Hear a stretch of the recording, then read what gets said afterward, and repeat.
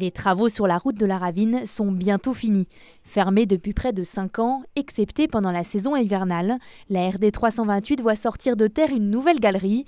L'infrastructure est montée, la dalle de béton a été coulée et cette semaine, les ouvriers entament la dernière phase du chantier. Aujourd'hui, on est en train de mettre en œuvre un matelas de protection. Donc, il est constitué de 2 mètres de matériaux terreux. Sur ces 2 mètres, il y a 50 cm de matériaux qui viennent de l'extérieur et 1,50 m qui sont des réemplois des matériaux de pieux. Donc on a sorti lors de la réalisation des pieux.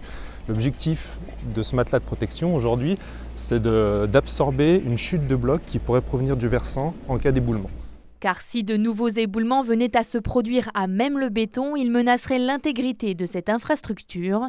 Ce matelas de terre et de roche de 50 cm d'épaisseur devrait amortir les chutes de gravats et stocker les éboulements. 77 pieux ont été nécessaires pour constituer la fondation de cette galerie à même la roche, soit environ 2 km de bois. Autour de la zone sinistrée, les arbres ont été coupés pour alléger le haut du talus qui menace de s'effondrer au moindre épisode de pluie. On a un phénomène un peu particulier, la Ravine.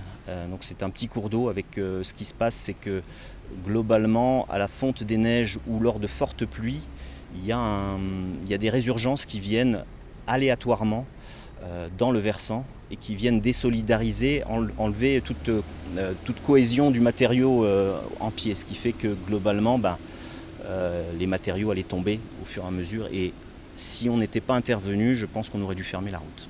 Pour autant, la route n'est pas encore prête. Il manque encore une couche de 6 cm d'enrobé à étaler. Il sera coulé d'ici la réouverture de la route le 22 octobre prochain.